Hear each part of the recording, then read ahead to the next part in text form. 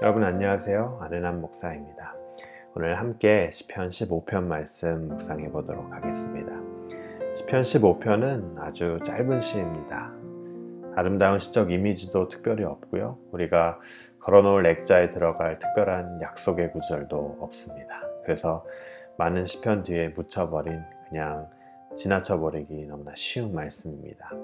시편 15편 메시지는 아주 간단합니다. 착하게 살아야 한다라는 메시지입니다. 하지만 그렇게 묵상을 끝낼 수는 없겠죠? 조금 더 깊이 들어가 보도록 하겠습니다. 1절 말씀입니다. 1절 말씀이 오늘 우리에게 이렇게 전합니다. 여호와여, 주의 장막에 유할 자 누구 오며 주의 성산에 거할 자 누구 오리이까. 오늘 시편은 이런 질문으로 시작하는데요. 장막이라 함은 이스라엘이 광야 생활을 할 때 하나님께서 거하셨던 장소였습니다. 나중에 가서는 그 장막이 시온산으로 옮겨지게 됩니다. 시편 기자가 장막이라고 함은 바로 하나님께서 친히 임재하시던 공간을 의미합니다. 이 시절 장막이라는 공간에 임했던 그 하나님의 임재가 너무 강했기 때문에 아무나 들어갈 수가 없었습니다. 정말 들어갈 자격이 주어진 자만이 들어갈 수 있는 곳이 바로 장막이었죠. 그렇기 때문에 오늘 1절 말씀을 현대 언어로 굳이 표현해 본다면 아마도 이러한 표현이 나올 겁니다. 하나님, 친밀한 주의 임재 가운데 임할 수 있는 사람은 과연 누구일지요? 조금 더 현실감 있게 여러분께 다가왔으리라 생각합니다. 1절에 나오는 두 동사의 원어를 보면요, 아주 점진적으로 진행되는 걸 우리가 발견합니다. 처음 나온 동사는 잠시 거하는 것을 표현하고요, 두 번째 나온 동사는 영원히 거함을 표현합니다. 한글 성경을 보면 유할 자, 거할 자 그렇게 구분해 놓은 것을 우리가 볼 수 있습니다. 여호와 하나님, 누가 과연 하나님과 함께 시간을 보낼 수 있습니까? 누가 과연 산 정상에서 하나님과 영원히 함께 할 수 있습니까? 라는 해석이 나올 수 있겠죠. 여러분, 그럼 도대체 누가 그럴 수 있을지 궁금해지지 않습니까? 2절부터 시편 기자는 질문에 대한 답을 제공합니다. 2절 제가 읽어드리겠습니다. 정직하게 행하며 공의를 일삼으며 그 마음의 진실을 말하며. 누가 하나님의 임재 가운데 거할 수 있냐면 도덕적으로 윤리적으로 청렴한 사람이 거할 수 있다고 그렇게 시편 기자는 전합니다. 감정적으로 업되는 예배를 드리고 부흥회에 참석하고 또 컨퍼런스에 참석하는 사람도 물론 주님의 임재 가운데 거하겠지만 윤리적으로 도덕적인 청렴함 없이는, 다시 말하면 삶으로 이어지는 예배와 훈련 없이는 그 임재가 왔다가도 너무나 쉽게 가버릴 수 있다는 거죠. 여러분, 우리가 뜨거운 예배를 드리고 그 순간만큼은 무엇도 주님께 헌신할 수 있을 것 같지만 그때 그곳에서 느꼈던 감정이 식었을 때 과연 우리는 그 헌신은 동일하게 남아 있습니까? 우리 삶에 임하는 주님의 임재가 마치 바람처럼 오고 바람처럼 빠져나간다면 우리는 매일매일의 삶을 통해 얼마나 주님 닮아가는 삶을 위해 노력하는지 한번 우리 자신을 돌아보아야 할 것입니다. 내가 얼만큼 열정적으로 예배를 드리고 얼마나 자주 부흥회에 참석했느냐가 아닌 매일매일의 삶에서 주님을 향해 내가 얼마나 신실하게 살고 있는지, 얼마나 그분의 뜻에 순종하고 사는지가 진정한 예배자 그리고 그리스도인의 정체성이 되어야 합니다. 저는 교회 안에서 또 교회 밖에서 여러분들이 동일한 그리스도의 삶을 영위하시길 주님의 이름으로 축원합니다. 물론 예수 그리스도의 십자가에서의 죽음과 부활하심으로 말미암아 우리의 모든 죄가 사해졌고 그분을 믿는 믿음으로 말미암아 우리가 의롭다 칭함을 받았지만, 계속해서 어떠한 죄로 인해 내가 주님 안에서 자유치 못하다면 분명히 주님의 임재 안에 들어가는 삶을 살기에 크나큰 방해가 될 것입니다. 다음으로 하나님의 장막에 거하기 위해서는 공의를 행해야 한다고 했습니다. 3절 말씀 계속 보겠습니다. 그 혀로 참소치 아니하고 그 벗에게 행악지 아니하며 그 이웃을 회방치 아니하며. 정직과 공의와 또 진실이라는 세 개의 윤리적 축을 강조한 시인은 이제 3절을 통해 하지 말아야 할 것을 나열합니다. 혀로 참소치 아니한다는 말은 불의하게 말로 누군가를 공격함을 뜻합니다.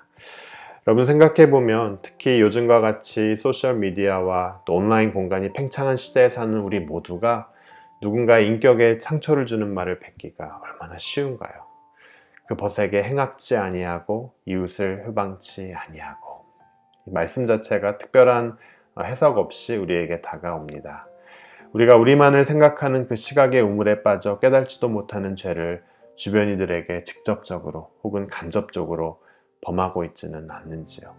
시편 기자는 이러한 죄들이 우리로 하여금 하나님의 풍성한 임재 가운데 들어가는데 장애물이 된다고 그렇게 전하고 있습니다.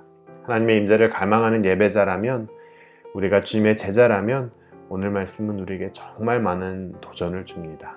저는 저와 여러분 모두가 주님 닮아가는 삶을 신실히 사는 그 여정을 통해, 또 우리의 혀를 아름답게 사용함을 통해 주님과 더욱 깊은 임재에 들어가시길 주님의 이름으로 축원합니다. 주님의 장막 안에 거하는 자가 되길 축원합니다. 계속해서 4절 말씀 보겠습니다. 4절 말씀이 이렇게 전합니다. 그 눈은 망령된 자를 멸시하며 여호와를 두려워하는 자를 존대하며. 여기서 망령된 자를 멸시함이란 이 악한 자들을 향해 증오와 저주를 퍼부라는 뜻보다는 이들의 회개와 회복을 구하는 가운데 주님을 두려워하고 가까이 하는 자들을 기뻐해야 한다는 의미가 더 강합니다. 시편 73편 28절에서 기자는 이렇게 전합니다. 하나님께 가까이함이 내게 복이라. 내가 주 여호와를 나의 피난처로 삼아 주의 모든 행사를 전파하리이다. 주님을 가까이 하기 위해서는 그를 멀리하는 자, 또 죄를 사랑하는 자들보다는 내 삶에 하나님을 경외하고 두려워하는 자들로 채워야겠죠. 죄악을 멀리하고 주님의 것들로 우리의 삶을 채울 때 우리의 삶은 자연스럽게 주님께 한 발짝 가까이 다가가 있을 겁니다. 네, 여러분, 오늘 시편 15편 마지막 부분입니다. 제가 읽어드리겠습니다.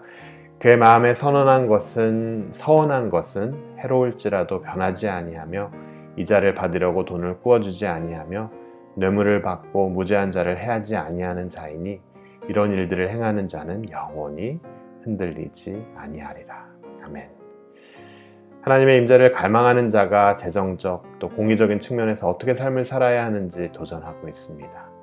여러분, 유대 사회에서 상대방, 특히 유대인이 아닌 이방인에게 빌려준 돈에 대해 이자를 받는 것은 너무나 당연한 관행이었다고 합니다. 하지만 오늘 말씀은 특별한 구분을 짓고 있지 않아요. 다시 말하면 아무 조건 없이 상대방에게 베푸는 자, 비록 내가 재정적인 비용이 발생하더라도, 내가 희생하더라도 말한 것은 변함없이 지키는 자, 이들이 하나님의 임재 안에 거할 수 있다라고 전합니다. 사랑하는 여러분, 우리 그리스도의 삶은 기본적으로 신앙과 윤리, 또 예배와 삶이 일치가 되고 균형과 조화를 이루어야 합니다. 교회 안에서의 경건과 또 교회 밖에서의 행실이 별개가 되지 않고 하나가 되어야 합니다. 그런데 그렇지 않은 경우가 참 많습니다. 또 믿음을 중요시하면 윤리도 함께 소중히 여겨야 하는데 윤리적인 면은 가볍게 여기기가 쉽습니다. 믿음을 가진 사람이면 그만한 덕을 가지고 사랑을 가지고 주변 이들을 대해야 하는데 오히려 그렇지 못할 때가 있다는 거예요. 예배를 잘 드리는 것만큼 일상적인 삶 안에서도 주님의 향기를 풍겨야 하는데 오히려 악취를 풍길 때가 있다는 사실입니다. 믿음과 삶이, 신앙과 윤리가 어느 한쪽으로 기울어지지 않고 균형과 조화를 이루어서 하나님과 사람에게 함께 인정받게 되면 우리는 말씀과 같이 영원히 흔들리지 않는 삶을 통해 하나님의 장막과 하나님의 거룩한 산에 거하는 삶을 살게 될 것입니다. 여러분, 우리가 이러한 자격이 없다면 오늘 말씀 다시 한번 보시길 바랍니다. 오늘 말씀은요, 여러분의 자격을 묻고 있는 것이 아니라 우리의 삶의 방향을 묻고 있습니다. 즉, 하나님의 임재하심 앞에서 살고자 하는 한 사람의 삶의 방향이 어떠해야 하는가를 우리에게 묻고 도전하고 있습니다. 우리 모두가 혼란과 여러 가지 얽히고 설킨 그 삶의 드라마와 소용돌이 앞에 서 있지만 그럼에도 불구하고 그 임재를 바라고 갈망할 때 우리는 넘어지지 않는, 흔들리지 않는 삶을 살게 되는 겁니다. 여러분, 세상을 지향하지 않고 주님의 임재를 갈망하는 여러분 되시길 바랍니다. 우리의 믿음과 행실, 신앙과 삶이 아름다운 조화와 균형을 이루는 가운데 우리 모두가 하나님의 거룩한 임재 안에 영원히 거하는 소망을 가지고 흔들리지 않는 경건한 삶 사시는 여러분 되시길 주님의 이름으로 간절히 축원합니다. 네, 여러분, 시편 말씀 정말 짧은 말씀이지만 그 안에 귀한 메시지가 있습니다. 내 삶과 예배가 일치하는 삶, 내가 믿는 믿음과 나의 도덕적 또 윤리적인 측면이 일치하는 삶, 우리가 우리가 이 삶을 통해서 여러분 더욱더 깊은 주님과의 그 교제, 임재 안으로 들어가는 여러분 되시길 간절히 축원합니다. 우리 함께 기도하도록 하겠습니다. 주님 은혜에 감사합니다. 우리가 바라보아야 할 방향이 세상이 아니라 주님의 임재임을 다시 한번 깨닫습니다. 우리의 입술을 통해 주변 이웃과 가족들을 세우게 하시고 주님의 공의와 진실함을 잊고 하루하루를 살아가게 하여 주시옵소서. 내 마음에 누군가를 향한 분노와 증오가 있다면 주님 그 마음 주님 손으로 터치하여 주시고 사랑의 마음, 긍휼의 마음을 품고 나아가길 원합니다. 우리의 삶과 예배가 균형을 이루며 성숙한 믿음으로 주변에 덕이 되고 주님의 향기를 풍기는 아름다운 그리스도인이 되게 하여 주시옵소서. 주님의 임재를 목마른 사슴이 물을 찾듯 갈망할 때 험한 바람과 파도가 우리의 삶을 위협해도 흔들리지 않고 굳건히 예배 자리를 지키길 간절히 원합니다. 우리 모두가 주님의 장막과 성산에 거하길 원합니다. 이 모든 말씀 우리를 푸른 초장으로 인도하시는 예수 그리스도의 이름으로 간절히 기도하였습니다.